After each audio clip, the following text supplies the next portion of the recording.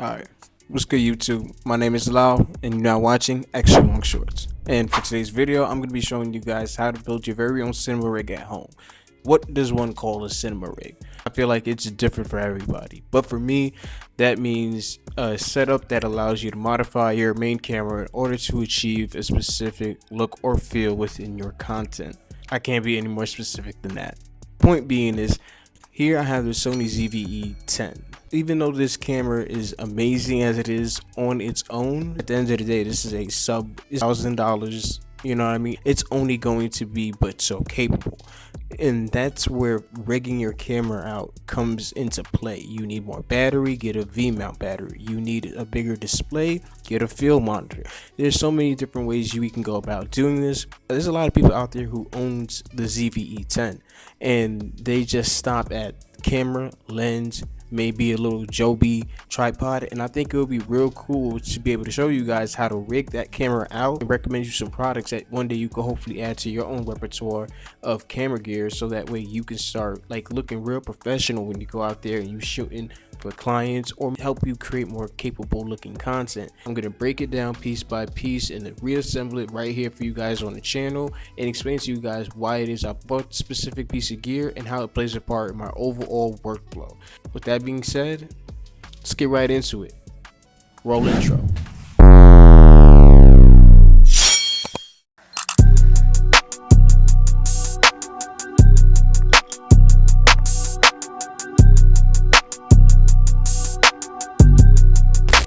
Starting off with the camera body itself, we have the Sony ZV-E10. Now on top, it is a dedicated record button, a really dope switch to move between photo and video, as well as a background defocus button. And on the front, we have the aperture dial, cold tube mount, and an onboard mic.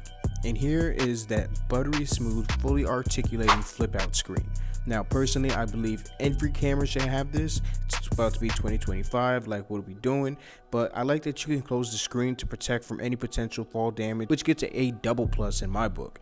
Now in order to attach these components to our camera, we're going to need what's referred to as a camera cage. Mine specifically is the full body cage with silicone grip from Suray, who makes well crafted camera gear in general, mainly lenses.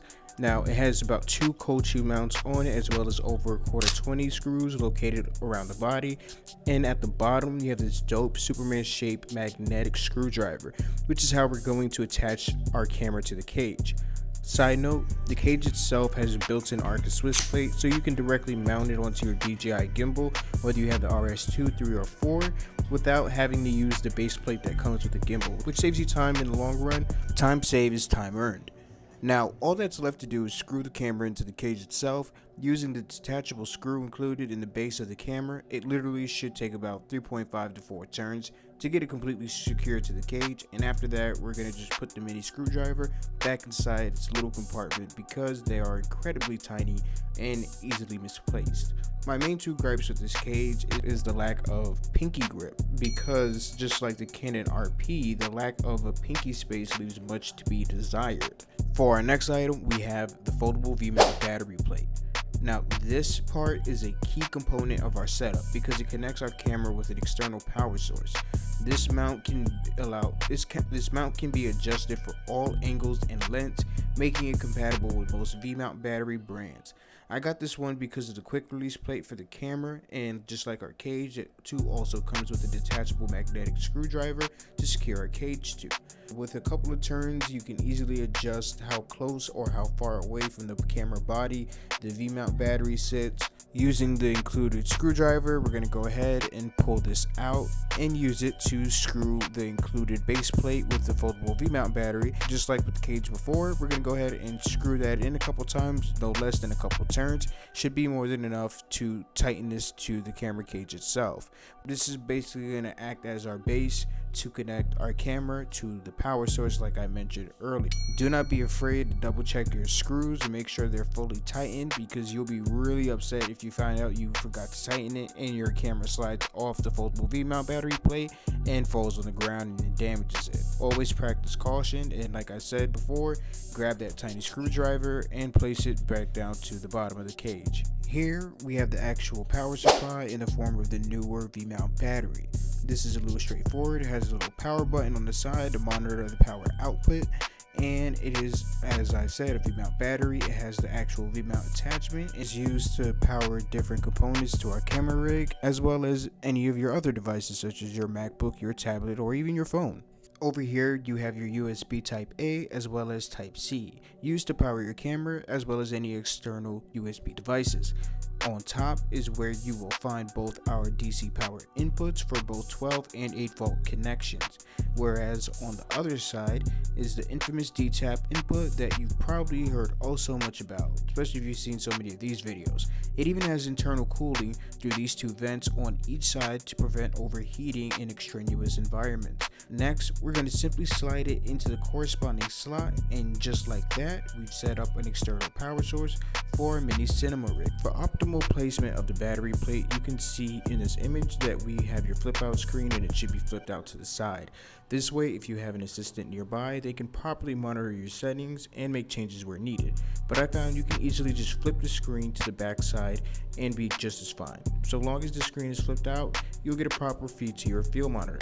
Now we're ready to attach our lens. For example, my Tamron 70-28mm zoom lens that acts as my all-arounder. Next is my 24mm Sui lens. It's a cinematic lens and is responsible for creating my cinematic masterpieces. Finally is my Mica 50mm, which is perfect for portrait. In order to stay in theme with the cinema rig, I'm decided to go with Sui's Nightwalker series 24mm t1.2 cinema lens, because we're trying to get those cinematic shots. And if I'm being honest, Sui's Nightwalker series lens were built for this. And if I can add in one recommendation, I would even go as far as to recommend you getting this 1/4 black mist filter from K&F Concept. It basically softens the lighting in your video, turning it from looking sharp and almost surgical at times to having the more vintage halation effect that even smoothens out your bokeh in the background and even softens skin tones at times. I'll even do you one better.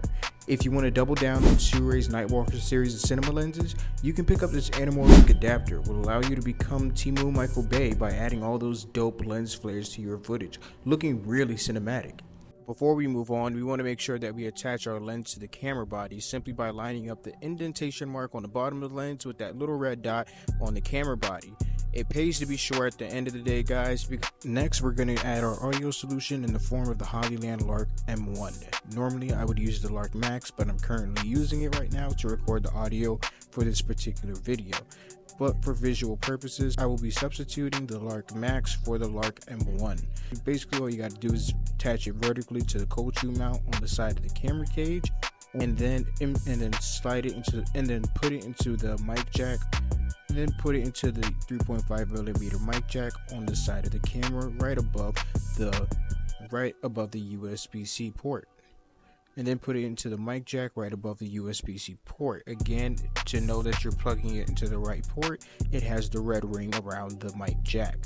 If you plug it into the black one, no audio will be recorded on your camera. Next is this sexy ass blue HDMI to micro HDMI cable from Condor Blue. Now normally I'm not a fan of micro HDMI, but damn if this don't look badass paired with the Sui 24mm Nightwalker lens. The setup is straightforward. Just plug it into micro HDMI port located under the USB-C, and that's all there is to it. Following that is one of the dopest and convenient piece of gear I've ever had the pleasure of using. The small rig quick release monitor mount with their latest Hawk Lock system. This is dope because normally when you get a new field monitor, it comes with a cold shoe mount, and it's super annoying to have to twist that thing every time I use it. This mount uses NATO rails and quick release tech to make mounting and dismounting your monitor simple and fast. You simply screw the monitor plate into the bottom of your monitor, mount the NATO rail on top of the cage, and you're good to go. It doesn't get any more simple than that. Now we're ready to mount our field monitor. For this particular rig, I chose the popular Viltrox DC550. Now for the past 3 months, you've seen this field monitor talked about all over. Every content creator had this field monitor, very popular, very affordable too, and it has all the bells and whistles. Not only is it portable, but capable too. It's got built-in LUTs, histogram, vectogram, false color, focus speaking, zebras, micro USB slot, and USB-C connection. Plus, it comes with its own USB-C rechargeable battery, and it has internal fans for longer run times, which is important, especially depending on the environment that you're shooting in. And it does have your, typical DC power input. It has a clickable dial that allows you to scroll through the menu and acts as a secondary mode of navigation. It also has 2 ventilation ducts to allow cool and hot air to pass through freely in order to maintain the most optimal temperature and prevent overheating. And as a bonus, you can control the fan speed with 3 modes: low, medium, and high. It also has a super flexible sun hood. I know you guys peeped it. It pops out with the press of a button. Unlike other sun hoods, this does not feel intrusive at all. And most important, it's collapsible, which means you can have it up and ready within seconds.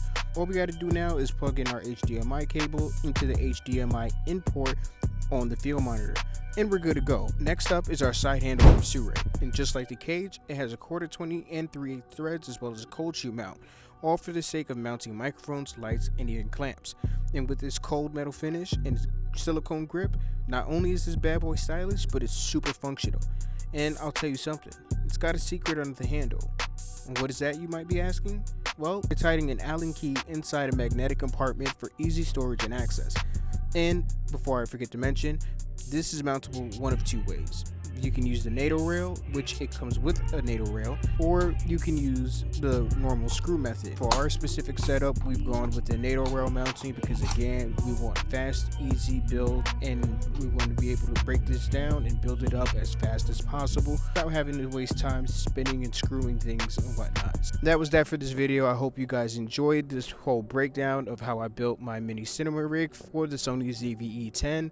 Again, this is going to be the last video for the year, and again, I just want to say thank you guys. You guys are awesome. You're always supporting me, always pushing me. I've been a little stagnant lately, but that's because I've been trying to up the production quality behind the scenes and really invest back into the channel in order to produce some high level of content. Also, I got a little surprise coming for you guys. I will no longer be hosting the channel alone by myself, for I will be bringing in my friend Zeke, who is going to be a new mainstay on the channel. So I hope you guys like him. He's really cool when it comes to testing out this gear and seeing how easy and usable it is for beginners. He's going to be our crash test dummy, as well as learning on the go too as we build this channel. So I hope you guys like him. He's a really cool dude. Again, my name is Lal. This is the last video for the year, and I just want to take the time out to say Happy New Year to you guys. And with that being said, remember guys, just do it. And I'll see you next year. Peace.